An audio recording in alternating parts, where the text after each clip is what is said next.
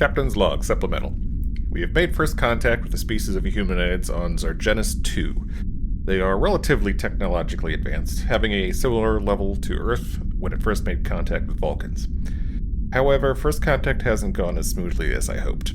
Upon beaming down to their planet to meet them, their representative just stared at me. I kept trying to get them to say something so the universal translator could kick in, but the more I talked, the more annoyed they looked.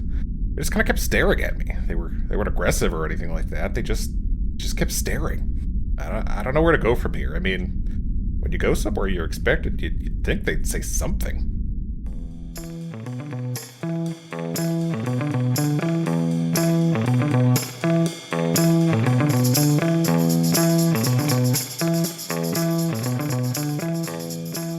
All right, welcome back to another week of Captain's Log Supplemental. My name is Rob. I am joined by my friends and co-hosts, Stanford. Hey there. And Chris. Hello.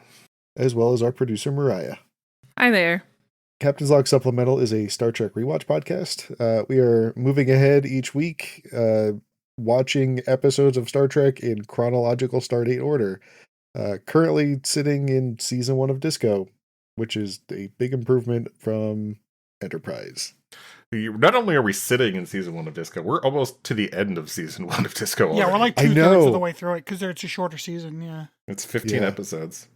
It's funny because even that feels kind of long compared to like Strange New Worlds because they've only I think they've been 10 episode seasons. Yep, right? they've been doing 10s, and I believe season 3 is supposed to be a 10 as well. It's gonna be sad when we get to that because it's gonna end so quickly. Mm-hmm. All right. That's all right. Well, we've got tons of Next Generation and TOS and all that shit to get through. So yeah, we'll be doing this for like at least the next decade. So anyway, if you do like what you hear, please remember to like, subscribe, share with your friends and family, people you hate, whatever. Stanford, I believe you have some news on that front this week. I have so many things, so I just need to preface all of this by saying that our producer Mariah has informed me that apparently I always take all of the banter. It's true. I've done some soul searching, and I've come on to tell you that I don't care. So, right. Like even when I say I bring banter, you still banter. Yes, too. Chris, that's what I'm talking about. And Matthew's like, he was gonna like let me do some banter, and I was like, why don't you see if they have banter? He's like, they never have banter, and I'm like, Chris fucking has. They both have banter all the time. It doesn't count as banter if I talk over it. Like that's how it works.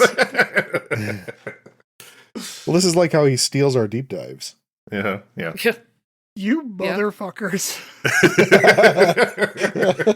Yes. So, yes, we received a very lovely email from a person who, I don't know if his name is Xerxes, like that's his tag on his email. King of Kings. Yeah, I don't know if I don't want to be insensitive. Like maybe Xerxes is like a huge Persian name or something. I don't know. But like, he was very nice. He said very nice things about the podcast. He gave me an excellent idea for a deep dive, so I'm gonna do that shit next week because I was gonna say, I read that. I'm like, oh, that is a good idea. That is a fantastic. Or I'm sorry, not next week. The next time I do a deep dive. Well, actually, Chris, I think you're up next after next week. So why don't you take it then? But yes, I do. I would like to point out that despite Mariah's constant haranguing me about it, the thing that struck him most was how hard I've been horning out on Dr. Dreamy. So I guess I just got to double down on that shit. Yep. Yeah. I mean, let's be honest, you weren't going to stop anyway. So. No, I really, really wasn't. So yes, I will be. I'm going to probably reply to his email privately tomorrow to thank him again. But nice shout out on the podcast. This is the first time we have received correspondence from a person who is not like a personal friend or family of one of us. And it's very exciting. We appreciate it. I already forget the name of the person, but Matthew Stanford was riding that high for the rest of the evening. You should see the grin on his face. I was so happy. Was he like glowing? Did he look dewy? Yes. I told him he looked very dewy. Very dewy. I specifically called that out. Yeah, in this week's episode. So I do want to talk about a couple things though. First of all, is the box office jams with Stanford. I went to 2 fucking movies this week. One I went to the new Jurassic. Just a regular cinephile. Yeah, right? Who'd you go with? First, I went to a Jurassic World movie with my son and like my best buddy Rob. And Uncle Rob. It was a Jurassic World movie. Like, I guess it was fine. I don't know. I heard a lot of like people talking like, yeah, they're finally going back to their roots. I mean, there's dinosaurs and they eat people. I'm not sure what roots we were like. I'm not sure what roots we deviated from. Is it a park again? Because like the last one wasn't even in a park. No. Okay. No, but it was on an park. island. You know what it felt like? It felt like Lost World. If I had to put like a specific title to it.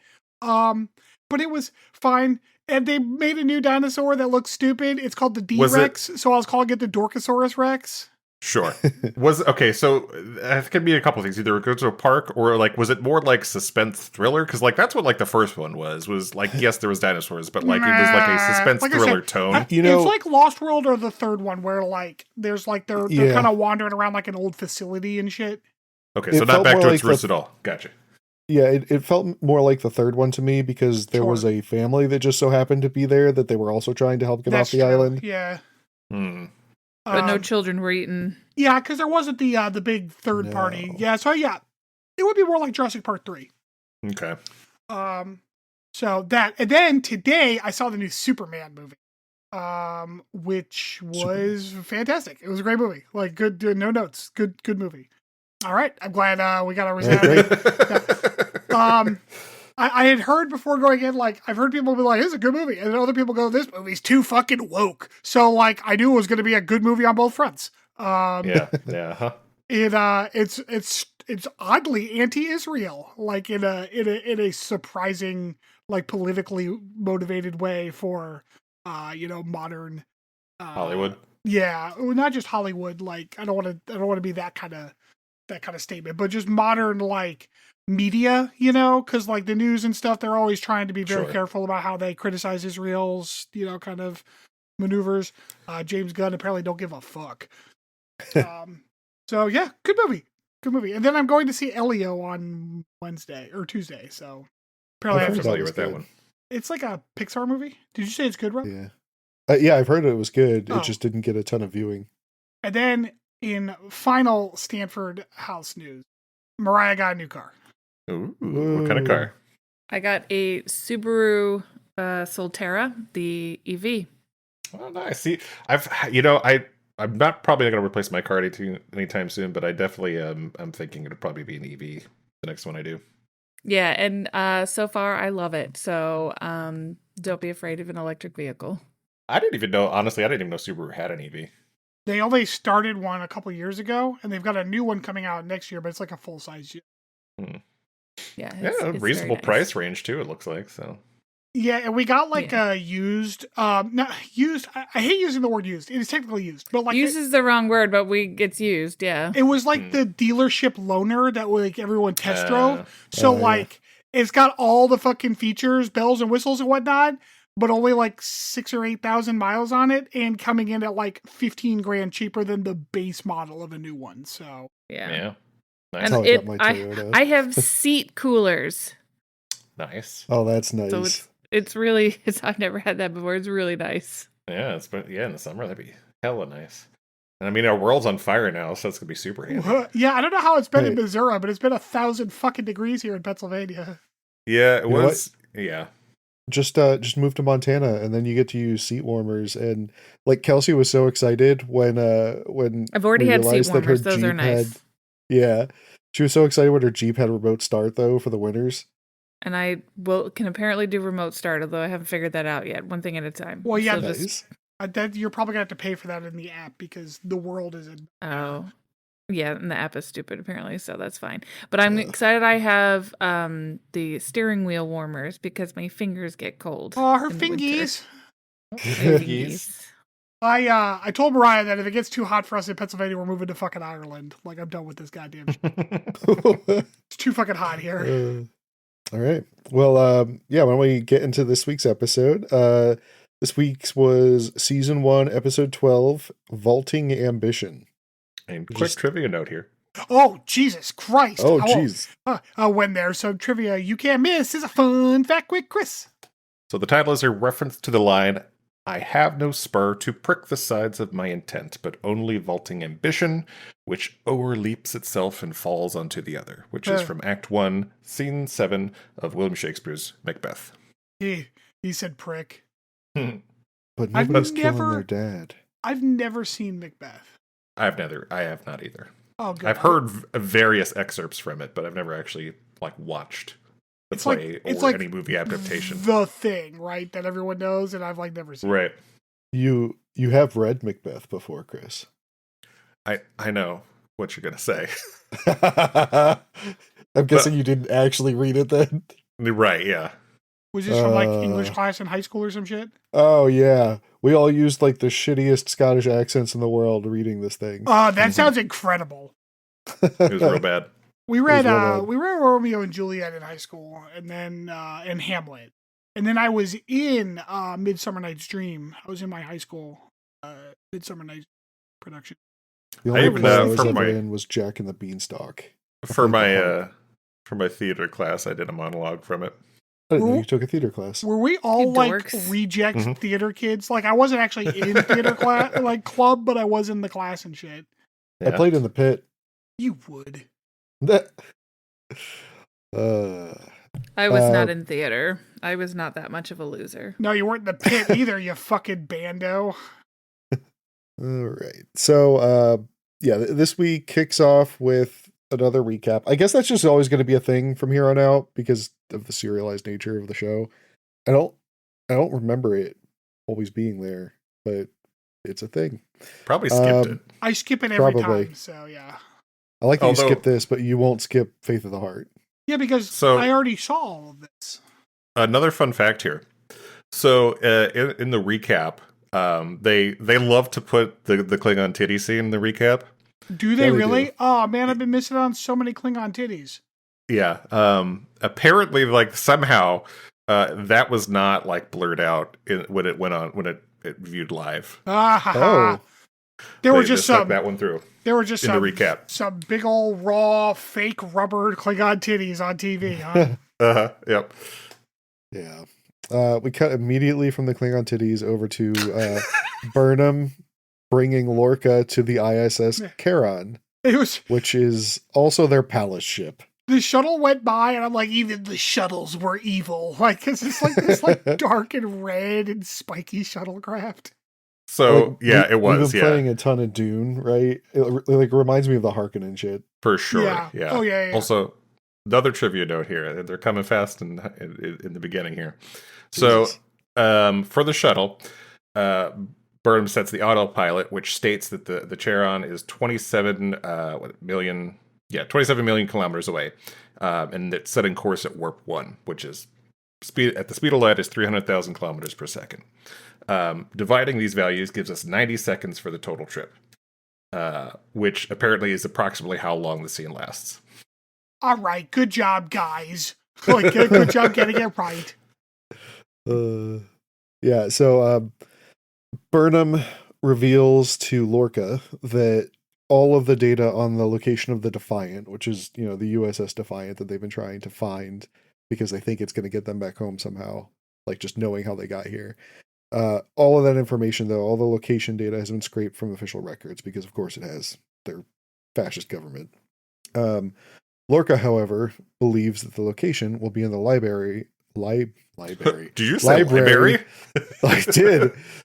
He thinks that it'll be in the Imperial Library aboard the Charon. I gotta say, that's not how fascist bureaucracies work. No. If they redacted this file, that bitch is redacted. Fuck you. There's no original file. Yeah, they don't keep that shit. Yeah. No. Yeah, did you? No, because it might come back to haunt them in the future. Yeah, exactly. They're held accountable. Yeah. George Orwell had that shit right in 1984. Yeah. Yeah, so on the way out, Burnham gives Lorca some drugs to help him with the inevitable agonizer booth in his future. Gonna be honest, didn't seem to help. Nope. The Charon, meanwhile, such a good actor. That's all. the Charon is a really cool looking ship. I was gonna say, this... okay, the contained star is kind of cool. Yeah, oh my God, it's got this huge sun in the middle of it. Oh my God, it's so fucking dumb. It's so dumb. No, Chris is like, so it's the SS try-hard. Tryhard. Yeah, Exactly. Dude, even the shuttle is fucking try hard. God damn. I feel like they're like, oh man, the Romulans, they're real evil. They use a tiny little black hole. We're just gonna take a fucking star. I don't know though. Like, it was a pretty small star. I think they made it. I don't think they took one. Yeah. Probably. So yeah, my thought was that it looked like something out of Warhammer 40K, to be honest. 100%. Yeah. Back aboard Disco. Stamets is just kind of swimming in mushroom spores at this point. Sport therapy. But Tilly still can't get him to wake up. Saru is not happy with Tilly for some reason. This is weird. It's weird seeing Saru try to be in charge. I don't know. He's just fix it, and then he walks off with his weird saunter. It's just don't bend that way. It's just yeah. Yeah. And this is where Tilly's like, look at his skin. It's so dewy, which is such a weird sentence. I don't even know. I guess I don't really know what that word means. What is dewy skin? Because it sounds like you're wet. It's not dry. You're just it's healthy. Like moisturizer. I see. Yeah, it's healthy. Yeah. So yeah, we then cut over to the weird mycelium realm where Mirror Stamets just really likes messing with Prime Stamets. I like how evil Stamets is just Stamets again. It's the same guy. It really is. Yeah. Stamets with evil intentions. He's just Stamets, but dressed in a black uniform. He's just haughty and douchey, just like regular Stamets. Yeah, I was going to say, Prime Stamets is already kind of a dick, so it's not that much of a leap here. It's and to let you know that this is evil Stamets, we've had him declare himself the smartest person in the room. Oh, wait. Yeah. Mirror Stamets then just kind of dumbs everything down to the audience to make sure we're all up to speed on the science going on behind the scenes here. I know the Mirror Universe is stupid, but this is extra stupid because why aren't there infinite Stametses here in the mycelial purgatory? It's just these two. They're special. Shut up. My mistake. Yeah. Red mushrooms are bad apparently, so when they show up they have to run away from that. At this point you kind of understand that Mirror Stamets is definitely up to something and not giving Stamets the whole story here. Back over on the Charon, Burnham gets a warm-ish welcome from Emperor Georgiou. Did you hear all of her names? Okay, I have a specific note about that. My note is Decimus Maximus Meridius. Yeah. So the Emperor Georgiou's full title, Philippa Georgiou, Her Most Imperial Majesty, Mother of the Fatherland, Overlord of Vulcan, Dominus of Kronos, Regina Andor, Philippa Georgiou Augustus, Iaponius Centaurius. Her Most Imperial Majesty, Mother of the Fatherland, Overlord of Vulcan. Oh, wait, no, I copied and pasted twice. Damn it. Yeah, hold on. I thought you were doing it to be funny. I'd be pretty much, but yeah. Hold on.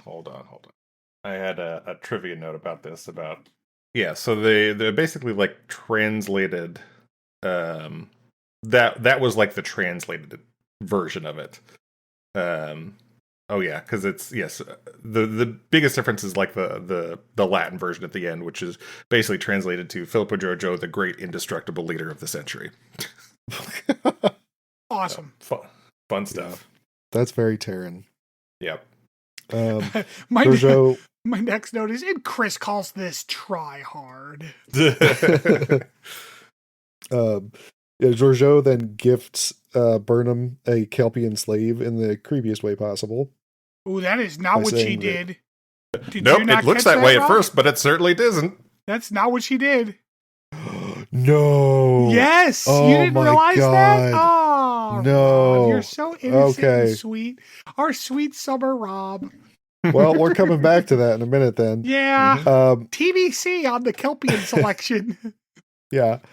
Our favorite Empress then borrows a mace from a nearby guard to beat Lorca across the face with before he's hauled off to a new agonizer booth. Georgiou then reveals to Burnham that the Burnham in this universe was her adopted daughter, and she's actually surprised and relieved to see that Burnham survived, only not really. And so I'm like, oh, now Michael's mommy issues are flaring up wicked bad. Back at sickbay, Tyler's like losing his shit and screaming at the clinicians in Vulcan, or not Vulcan, Klingon. Sorry, real quick. Yeah, I think Philippa Georgiou said it, but she said the name of the episode in that last scene. Oh yeah, about Lorca. That's it. Yeah. Because I was like, oh, she said the name of the thing. Yeah. So yeah, because like another episode where we say the name of the thing. Yeah, they dropped hints of it before, but like the idea is that Lorca was trying to overthrow her and become emperor. I mean, that's pretty much what everybody in the Mirror Universe is doing at all times. Pretty much. Yeah, that's how you get promoted. Yeah, Tyler's losing his shit, screaming in Klingon. He asks Saru, like in a moment of lucidity, to help Burnham right before he starts freaking the fuck out again. Lorca, meanwhile, arrives in his new agonizer booth home, while Georgiou then starts hand-feeding Burnham some Kelpian ganglia, which I didn't realize. Like, I didn't realize we're in a Red Lobster situation where you had to pick out your fucking Kelpian. I did not put that together. Red Lobster. Just a tank of Kelpians. So actually, the ganglia were the special part. Burnham's soup was also Kelpian. And so, like, that's why she was like, this is delicious. And then she's like, you always could pick the good Kelpians. And Burnham's just mad because she's like, fuck, this Kelpian is delicious. It's so good. Yeah, then Georgiou like hand feeds her the ganglia, which is just it's so a little awkward. weird. It's a little weird. Yeah. It's extra awful for Burnham because she was raised Vulcan. So, like, she doesn't even eat meat. Have we established that? I think she does eat meat, if I'm honest. Does she? I don't know if it's ever... Well, she ate burritos, like, I guess that... But that's eggs, right? Like, it was a breakfast burrito. I don't know if there was any meat in it. Yeah, I mean, it's eggs salsa. is eggs, though. I mean, it's... You're right, but I don't know that it was ever canonized whether or not the Vulcans were vegan or just vegetarian. I wonder. Eggs aren't vegetarian, though. Yeah, they are. Yeah, they are. Really? Most vegetarians... There are some what's called octo-lacto vegetarians, where they eat where they eat eggs and milk, and then there are also pescatarians that eat fish. Where did you think the line was then, Chris? Did you think it was just milk and dairy? Yeah. I didn't think eggs, since they're the creatures themselves in embryo form. Well, it's not an embryo though; like they're unfertilized. Fair, I guess. Yeah, like that's the line with veganism is. Like, they don't eat any animal byproducts either. Did you all know? They won't even eat honey. Well, I was just about to say, did you all know there's a vegans, huge schism in the vegan community about honey? Really? Yeah. Yeah, I did know that, actually, yeah. I mean, it's a byproduct, though. It is, but, like, a lot of vegans are like, they're making it anyways and they don't need it all. Like, we just take it. But other ones are like, but it's still slavery or whatever vegans say. So, I'm not a vegan. I don't want to sound insensitive here, but I'm clearly not a vegan.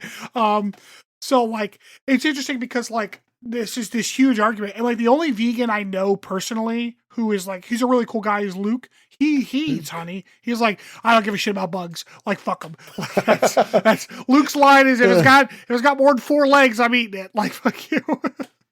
He also told you it was okay if you use blood. Yes, instead of eggs to coagulate a cake. Yeah. He didn't. Wow. But I didn't, but some scientists researched the amount of blood that is an equivalency to 1 egg for binding together a cake because, maybe the conservatives are right. Maybe we do spend too much money on science. Did they live on Arrakis? Like, what the fuck?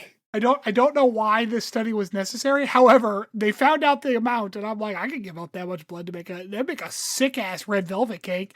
And I was like, look, if I made red velvet cake with my blood instead of egg, he's like, I'd eat it in a heartbeat. I'm like, fuck that. You weird Stanford, fuck. I swear to God, if you ever feed me your own blood, I will never talk to you again. So that's in the future then? It doesn't count that in the past? I don't think that's what he says. He added love to it. It's his blood. That's what. There's definitely times when I've like cut myself. Chris, when cooking. someone adds love to their food, that's something different. I don't know what you're hinting at there.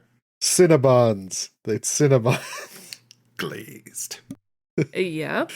Oh God. So anyways, Dr. Dreamy's about to show up. Oh, well, before that, Giorgio is pissed that Burnham never called home and draws a knife on her. Yes, she is. Yes, it's like you never call your mom anymore, and she tries to kill her. I didn't even think about it that way. That is great, yeah. Yeah, so she draws her knife on her for some perceived lie about Burnham working with Lorca to usurp Giorgio. So this is when we start getting hints about a potential Lorca-Burnham relationship, which is really creepy. Yeah. So I don't think it's like I don't know about hints, but she definitely like outright said that Burnham collaborated with Lorca. Like it seemed like she had proof of that. Well, the one we that died, don't anyway. find out about the relationship just yet. Like the like. Right, no. I'm talking about like collaborating. There was something like, romantic going on. Yeah. Well, okay. So the issue with that isn't that there was something romantic going on. It was that he was a father figure to her while she was growing up. Yes. And then that developed into romance. Her. Yeah. Which they did specifically say. That word was used. Yes. Yeah.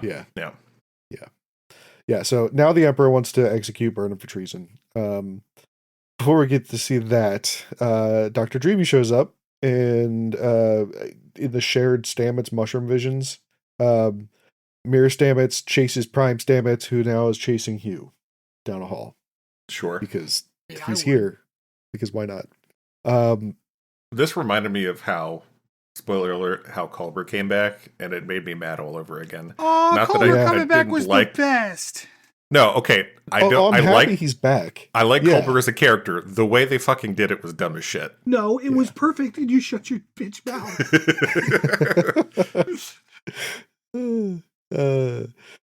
So Burnham decides to use the ploy of, hey, I'm not from your universe, you can't kill me, to keep her head from getting cut off by the Emperor, who's just using a sword for an execution. That's weird to me. No, it's awesome. Shut up. Okay. Yeah. So after the big reveal, not only Chris. No. Not only is there using that for the sword, that's just the sword she carries around at all times. Like she had it with her when they were eating dinner. Like that's her sword. That's her fucking sword. Like I said, it's awesome, and you're just jealous of how awesome she is. No, it's just it wasn't even a prop. Like that's just Michelle Yeoh's sword that she carries around. Oh God. So after she reveals this secret, Giorgio just suddenly murders everyone on the entire council. Chris, do you know what scene this reminded me of? Oh, it did. Come on. Shit. It's from a movie. Is it from like Section the Marvel 31. One with the arrow? No. Okay. Did you ever see Wanted? Yes. Where Angelina Jolie curves that bullet around that round antechamber and kills everybody all at once. Oh yeah. Yeah, that's what this was. This is so stupid. It was like the stupidest thing. Did she kill everyone everywhere all at once? No, that was Michelle Yeoh. Yeah. So anyway, she decides to keep Counselor Chad alive because apparently he can keep a secret. And then she also decides to keep Burnham alive because now she's interesting. Back on Disco, Saru visits Laurel in the brig. I don't know. Sorry, I guess my issue with that whole thing is I guess all of the tension is now resolved instantaneously. Right? Yeah. I mean, it's like a bit of an awkward transition there. She's gonna tell her about the mirror universe and the whole other thing, and but the Emperor already knows because the Defiant stuff is like, okay, and we're good. Let's move on. Fucking done, wrapped. It felt like they were quickly just trying to get to a point in the plot, and this was the shortest path. Right. I don't disagree. Yeah. In the brig, Saru visits Laurel. She's happy to learn that Vogue has awoken. Damn, poor Vogue. He also lets Laurel know about their current predicament about being stuck in an alternate timeline, which I don't know why you would tell a prisoner that, but he does. Actually, my note here is, why the fuck is Saru telling her this? Yeah, I don't know why it was necessary. Turns out, though, we were asking this a couple of episodes ago because none of us remembered. Tyler was actually a real person at the Battle of the Binary Stars. Okay, yep, I do. Well, like, I did it sounded appreciate that like clarification. He was dead. How did they rebuild his memory? Maybe they did that before they killed him. No, because they said they captured him. No, I thought they said they found him dead. No. They said they captured him. Yeah, I remember them saying capture as well. Yeah, as for right now, though, L'Rell isn't interested in helping Vogue through his identity crisis. She just says, this is a part of war. Yeah, she does, too. She does snarl. Back in Mycelia, Stamets is chasing Culber through the, network's, artificial construct of disco, back into their shared quarters. Things then turn horror movie with this creepy lighting and the door closing behind him. And as he turns to leave, the bathroom light comes on and there's Culber brushing his teeth behind him. Not weird or creepy at all. My note here is, man, he looks great even dead. He looks fantastic. Yeah, so he tells Stamets about Tyler snapping his neck. But apparently Stamets already kind of knew because mushrooms. Well, but Stamets also found his dead body in some state, so Yeah. Burnham, meanwhile, is back trying to pull on the Emperor's non-existent heartstrings and play on her love for Mirror Burnham, her surrogate daughter kind of thing, to get her to help in getting Disco back to the Prime Universe. She then fills Burnham in and says, hey, the Defiance crew all went crazy and died because they crossed through interphasic space and couldn't deal with it. And Burnham's like, oh, well, never mind then. Fuck me. That sucks. Yeah. She then decides to tell the Emperor about the spore drive and saying oh, that's their only way back then. I don't know why you would tell that to this crazy dictator, but okay. I don't know. And the Emperor's motives are entirely fucking bullshit here anyways. Oh, yeah, yeah. So now she wants to trade Discovery for the blueprints of the spore drive in return for her helping them get home. Right. What was the help she's going to provide there? Yep. Shut up. That's what. Because before she was asking for information on the Defiant because they thought that would help them get home. But she, right before this, said that that's not going to work. So what help is she going to provide? Well, especially with Mirror Stamets, also in a coma. Nobody knows how to do anything here that Disco wouldn't already know how to do because clearly they're further along. Right. So I don't know. I mean, she's just lying at this point, right? She's just twirling her mustache. Back in the brig, L'Rell refuses to help again. And getting frustrated with the scenario, Saru just beams Tyler into the brig with her. Yeah, Saru's he's your fucking problem now. I'm out of here. Yeah. She immediately breaks, by the way. Seeing him in pain. It was a weird 180. At this point, a new captain shows up to torture Lorca. He can't remember the captain's sister's name, or he's at least playing he can't remember the captain's sister's name. Oh no, he definitely remembers. Killed. Oh yeah. So the captain brings in a friend of his, completely unnamed, by the way. He just brings in this extra, sits him down, and then explodes him all over the organizer booth. I was Jesus. Yeah. Yeah, it sets him on fire and then he explodes. It was ridiculous. Yeah, it's a kind of horrifying virus. Yeah. I gotta wonder how that virus, makes it to a new host. It's so fast. It was real fast. It's a very short life expectancy for sure. Yeah. So they, after enlisting L'Rell's help, she joins them all in sickbay and she starts massaging Tyler's brain with lasers. Yeah, she just does some laser brain surgery right through his hair. It's fine. Yeah. Culber and Stamets, meanwhile, have a very actually touching scene where they're both getting ready for bed together. Stamets is I just need a little bit of normalcy here, and Culber plays along. He was look, can you just be okay with me being dead? Because that would be a lot easier for all of us. Yeah. My next note is, yes, now Kith. Culber tells Stamets that the mirror Stamets is actually the reason that the network is all corrupted. and that he needs to wake up and get back to reality. At which point he wakes up, but he has body swapped with his mirror self. So now back in Discovery. Oh my god, no, he hasn't. Yes, he hasn't. No, you're right. That was Evil Stamets. Evil Stamets also woke up when Good Stamets woke up, so that's why. So I thought at first too, but then he talked about how he must have succeeded. Yes, no, I did also. I was like, that was a weird cut because it did look like that, but no, Evil Stamets also woke up, so that is still Evil Stamets. Oh, okay. Well, that makes me feel a lot better. I did not remember that. Okay, so then Stamets until they find out that their mushroom supply has blight. Meanwhile, Mirror Stamets wakes up back on his ship again.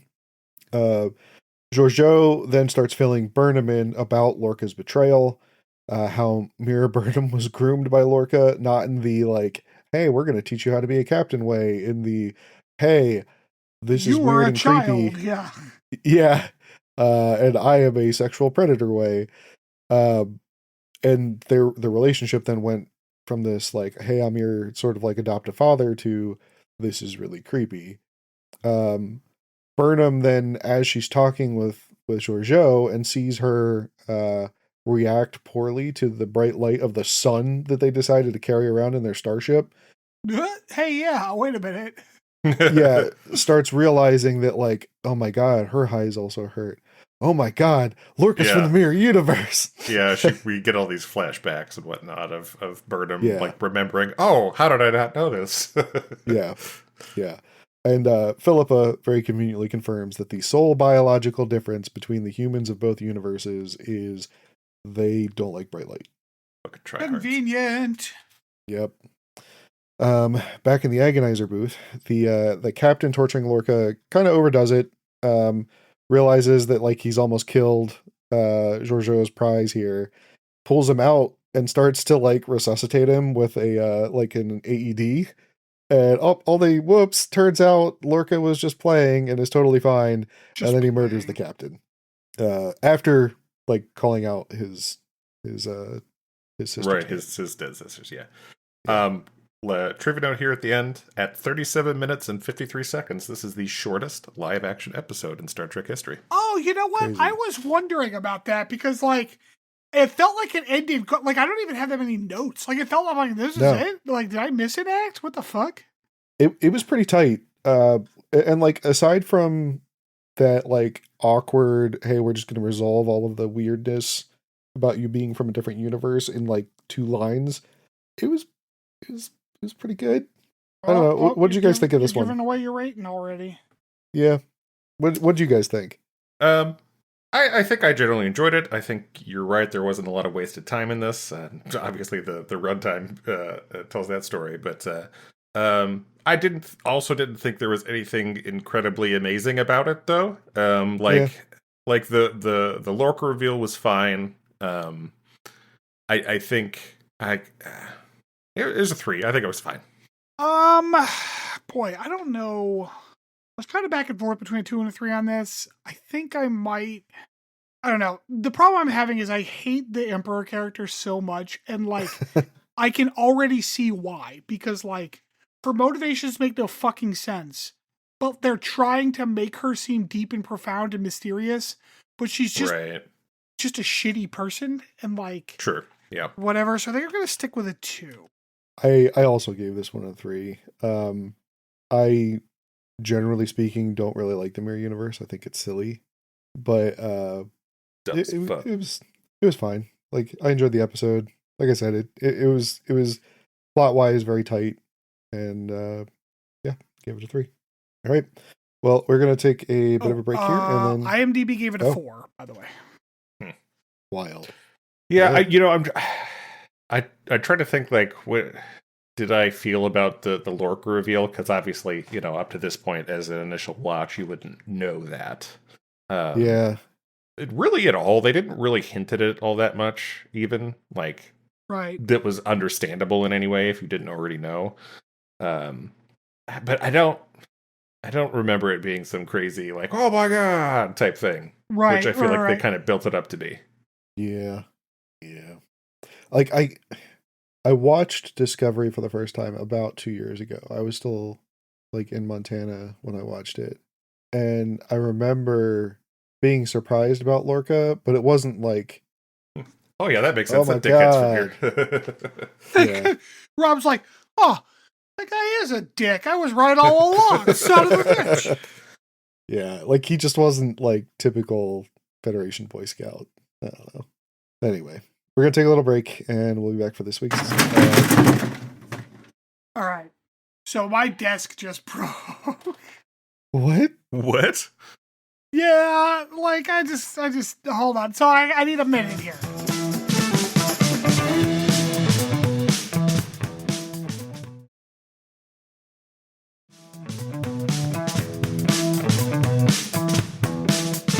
All right, I think I'm okay now. Okay.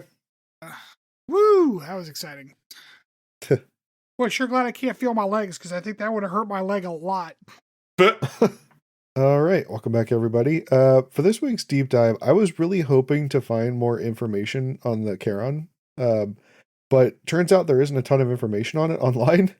I did find out though that in the MMO Star Trek Online, it winds up getting wrecked, and some of it winds up above Pavo, like the planet where the Federation was supposed to meet the Klingons for that peace treaty deal with the weird energy people, like 300 years in the future.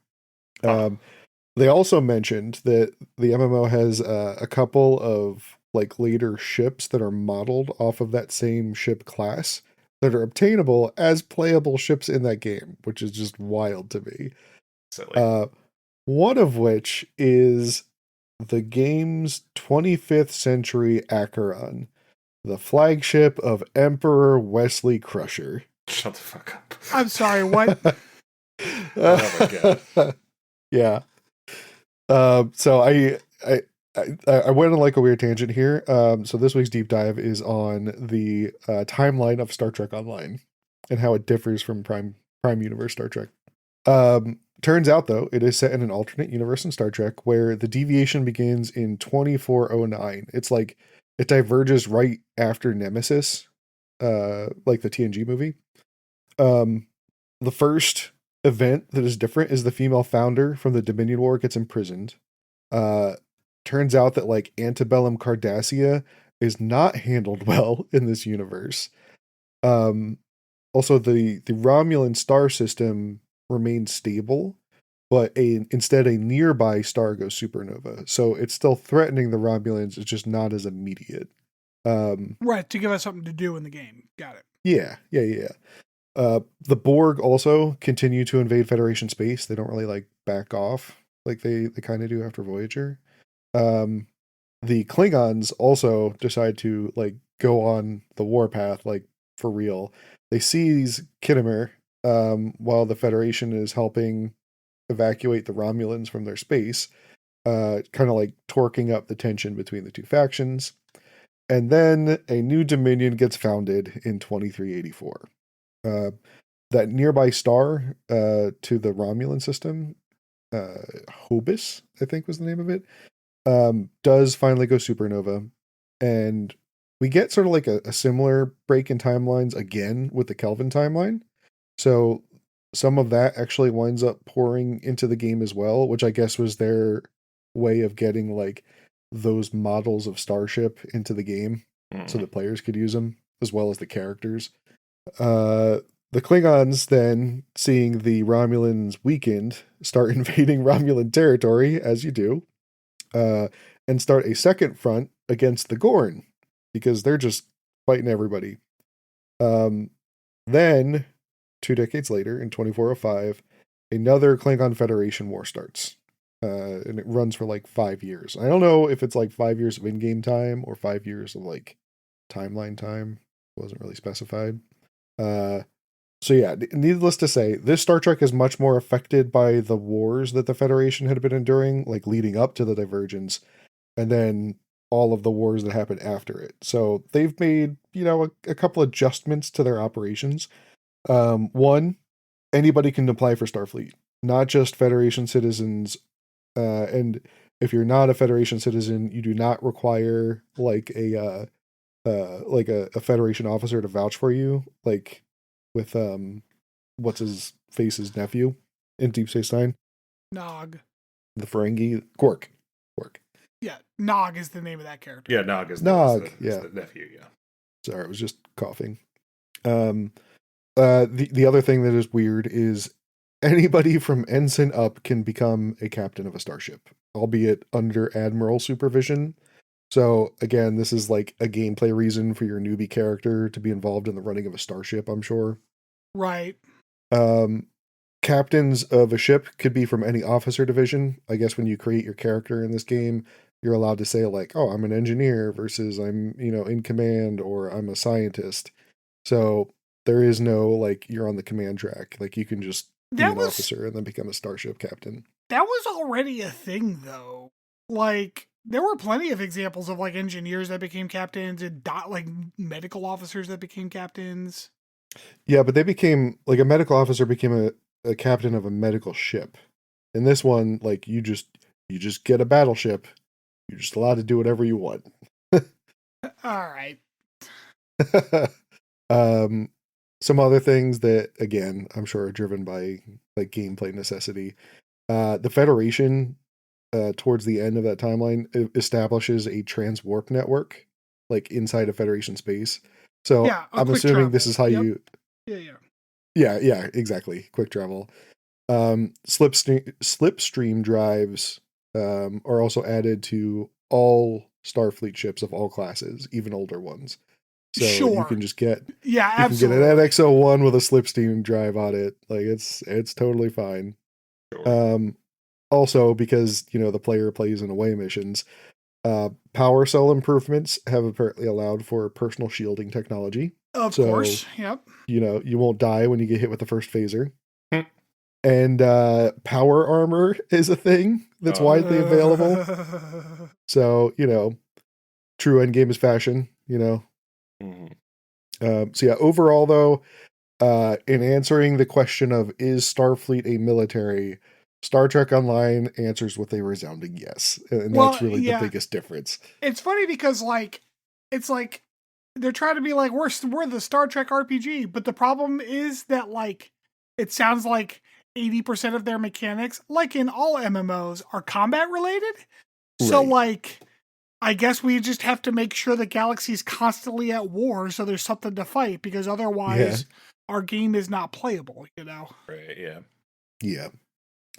And like, it also makes me wonder if like everybody eventually just gets an Enterprise F and like you're just rolling over everybody that's still running an Enterprise A or something. I don't know how they deal with game balance. I'd be curious to know if there were like classes of ships. So like you could heal other ships or something in PvP. Heal other ships in PvP. So it's just WoW with a Star Trek skin. No, I'm wondering if that's a thing. Like I don't actually know. Oh man. I was just looking at the timeline for this. Now see what it is. It's not healing. It's you're beaming over engineering crew to do very fast repairs. Very fast.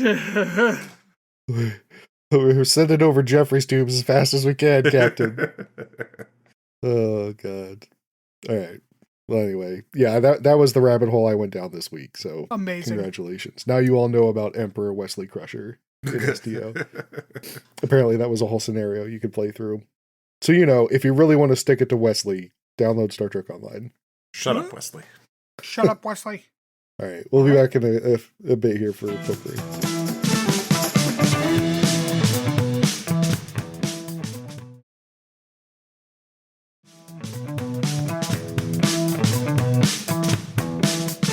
Welcome back. So we're recording this on Sunday, although we were supposed to record on Wednesday. But anyways, the last holiday that went by in America town here was the American Independence Day, otherwise known as 4th of July. I usually wish my British friend a happy 4th of July. I did not this year because I thought he needed a nice break, but mostly because then next year it'll be even funnier. But anyways, one of the Stanford family traditions for 4th of July nowadays is to watch what I have very much, not only affectionately, but accurately described as the perfect movie, which is Independence Day.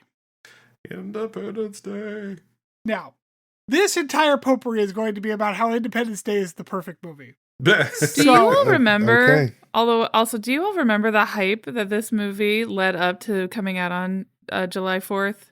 I had so many toys. It I fulfilled the remember, I remember my grandmother buying me and my cousins Independence Day toys. Yeah, I had them all too. With the you get the Interceptor, you get the F-18. Yeah.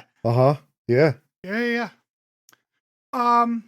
So Independence Day is often maligned as having some of the largest plot holes in the cinema history. And I am here to maintain and tell you and inform you that that is not correct, actually. There are no plot holes because, as I have said, Independence Day is the perfect movie. Now, Stanford, how could there possibly be no plot holes in the movie? It's a movie. All movies have plot holes. Well, I will tell you, this is how. Because using only one caveat, Independence Day is the perfect movie.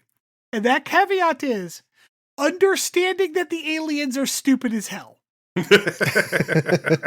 Now, of course the aliens have to be stupid as hell. If they weren't stupid as hell, they would have succeeded. And that would not have been a very fun Independence Day movie. Okay? Right. So, in order for the movie to exist, the aliens have to be stupid as hell. All right? Now, if you assume that the aliens are stupid as hell, there are no plot holes. But what is the plot hole? What you both know it, I'm sure. What is the big plot hole? The plot hole is that the movie was already based off of a movie, based off of a book, based off of a radio play, based off of a book, War of the Worlds. The aliens are defeated by a virus. Oh. Okay, but sure. But I don't, I mean, it's based on War of the Worlds the same way that Star Wars is because there's an alien in it. It's not really War of the Worlds. Isn't it though?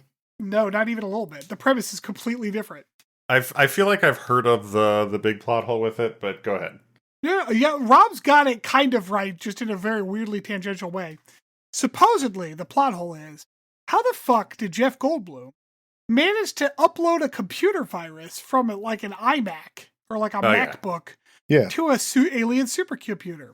And I am here to tell you the good word, which is that is actually explained in the movie. It is explained so perfectly that no one fucking realized it. Because, Rob, Chris, how did Jeff Goldblum figure out how to make the human computer talk to the alien computer? Well, it's from that captured ship they had, right? At Area 51. Nope, sure isn't. Was it from the frequency that he picked up that had the clue about when they were going to start their attack at the beginning of the movie? Because the aliens are stupid as hell. Because the aliens' big plan to take over the Earth was to use our satellites as a communications system. Jeff Goldblum spends the entire first act of the movie rooting out their code from our satellites. So the aliens actually already figured out how to interface human computers with alien computers. And Jeff Goldblum simply figured that out. That's all he did. And he says that in the movie. But nobody really figured it out because, there was shit blowing up. I understand. There's a lot going on. You're not really tracking that bit of content. What the alien ship at Area 51 did for Jeff Goldblum was teach him the command to turn off shields. Because they had the computer there to do that on the alien ship. He's like, well, I'll just pull an all-nighter and learn how to turn their shields off. There's a set shields to false, and it works. Right? But he didn't know the aliens' computer language. He didn't need to. The aliens did that for him. Because they're stupid as hell. Right. Had the aliens used their own satellites, they would have won. And the aliens could put things around the Earth with basically no effort whatsoever. So why didn't they just do that? Because if they had done that, they would have won and it wouldn't have been a very good movie. See, this is why the U.S. military air gaps their networks. Yeah, all they needed was one alien to be in charge of the shield switch and not have that computerized again. But the problem is aliens, stupid as hell. Yeah. So, fortunately for me, this is somewhat Star Trek related because Brett Spiner is in this movie. I don't know if you remember this.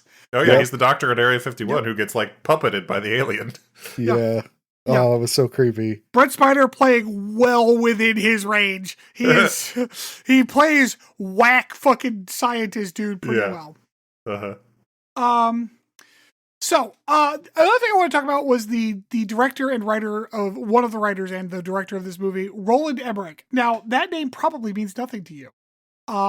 It is spelled differently than your last name, Chris. So he's not related to you.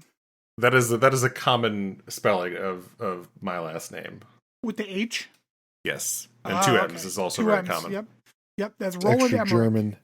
Yep. Roland Emmerich, it turns out, like, I had never really looked up this director before. It turns out he's responsible for pretty much everything that's awesome in the world. Yeah. He's great. He's a great director. There was one really awful. Well, I don't know. Okay, hold on. I'm not done. I'm not saying he's a great director. I'm saying he's responsible for a lot of awesome shit. You don't have to be good to be responsible for awesome things. Okay. First of all, he wrote the Stargate movie. So, like, I did not know that. All subsequent Stargate is credited to him, which is I remember seeing his name go across on the SG-1 credits. Another movie that I watched with Liam the other day. He is responsible for the screenplay for the 1998 Matthew Broderick Godzilla movie. Yeah, that's why I knew I didn't like him. I don't know if you've seen the 1998 Matthew Broderick Godzilla movie. That one is why? Yeah, it's awful. But God, that movie is We have a movie for you to watch then, Rob. Oh, God. What? Moonfall. Oh, no, he made Moonfall? He did. Moonfall. That is his most recent film, yes. Speaking of Independence Day, do you know what else he was a part of? He was Independence Day Resurgence. The Patriot. Yes. Also, so yeah, I hadn't finished yet. Like I'm still going here. I'm still working here. Yeah. So yes. And in order to round out our like late 90s, early 2000s catalog, he did indeed direct The Patriot as well. Which I'm going to be honest. Pretty good movie. I like The Patriot. Pretty good movie. It's my kind of a guilty pleasure because it's got Mel Gibson in it. Do you know who's in The Patriot? Heath Ledger. Heath Ledger, yes. But somebody there was somebody we were just talking about earlier, Jason Isaacs. Lorca's in it. Yeah, he's the pompous British asshole. Oh shit! Yeah. Colonel William Tabington. Yeah, because Lorca's actor is British. Yeah. So, other things he has directed, The Day After Tomorrow and 2012, which, I'm not surprised those are directed by the same person, but I am slightly surprised those are directed by the same person. Day After Tomorrow, saw that shit in the theater. What a dumb fucking movie. Jake Gyllenhaal's great. Is that the one with Jake? Yeah, Jake Gyllenhaal, that's right. And the 2012 had Nicolas Cage in it. Yep. Like, that movie was with Jake Gyllenhaal. It was fine. It wasn't fine. Great, but it wasn't a waste of time. It was fun because usually a post-apocalyptic shit isn't cold, so it was kind of cool to do a cold one. It was cool. Man, I'm just paging through all of his credits now. He's got quite a range of good to real bad. To real bad, yeah. So Independence Day Resurgence, of course, the sequel to Independence Day. It is incredible how bad a movie can be when it is the sequel to what is indeed the perfect film. So, like, Resurgence was not a great movie. It's kind of fun. Did it have Channing Tatum in it? No, maybe it's got some other, like, swole dude in it. He directs Independence Day 3, too. Swole. There's a third one coming out? You said there's a third one? Yes. Is it out? Where is it? Hold on. Oh, he's also, there is a new Stargate movie coming out. He's the director of the newer Stargate movie coming out. Oh, boy. I believe it is a reboot. Wait, why did I see it Independence Day 3 credit? That's weird. Oh, it's got Liam Hemsworth, not Channing Tatum. Liam Hemsworth. Oh, that's right, Liam Hemsworth. Yeah. I don't see it in Independence Day 3. I don't know. The internet's lying to me then, because it shows that as a credit for Roland Emmerich. That sounds about right. Why not? Sure. Yeah, Moonfall, I think, is Independence Day 3.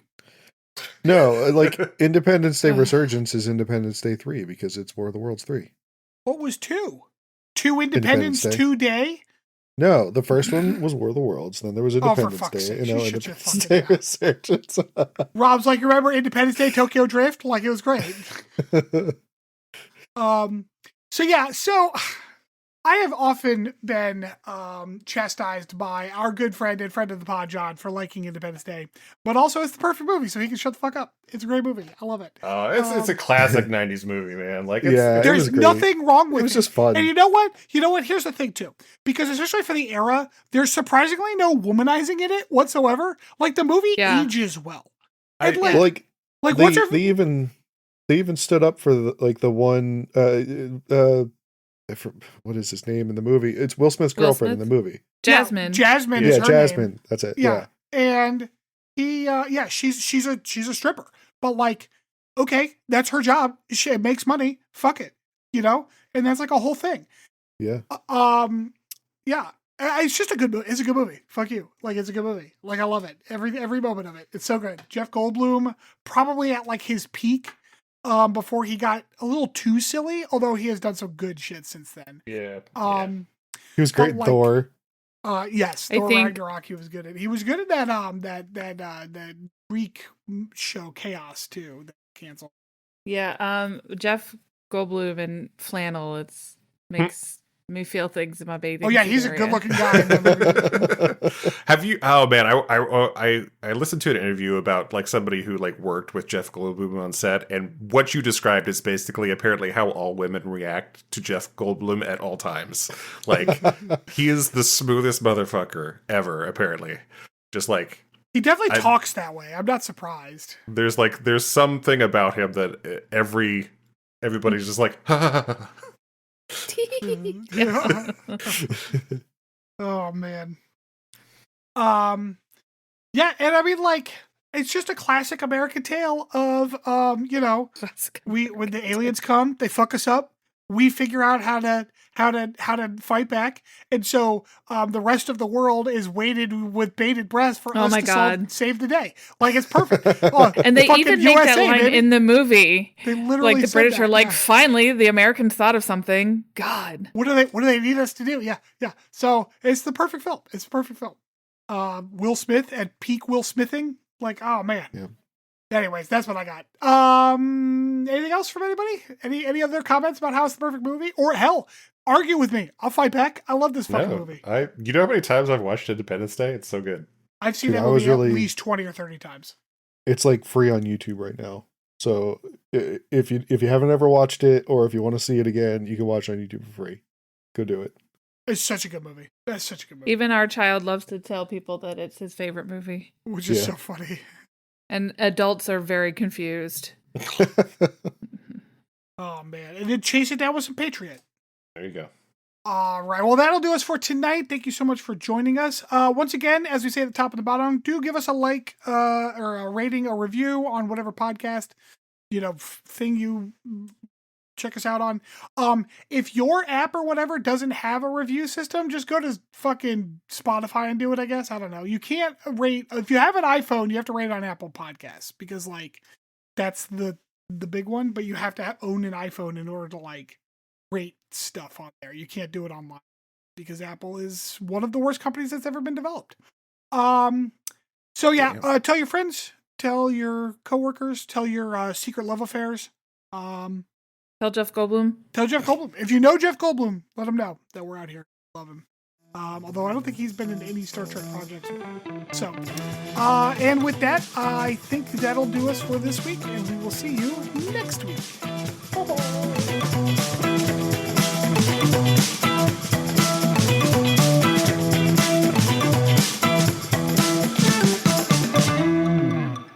Thanks for listening to Captain's Log Supplemental. You can follow us on Twitter at PodCLS or send us hate mail at podcls3@gmail.com.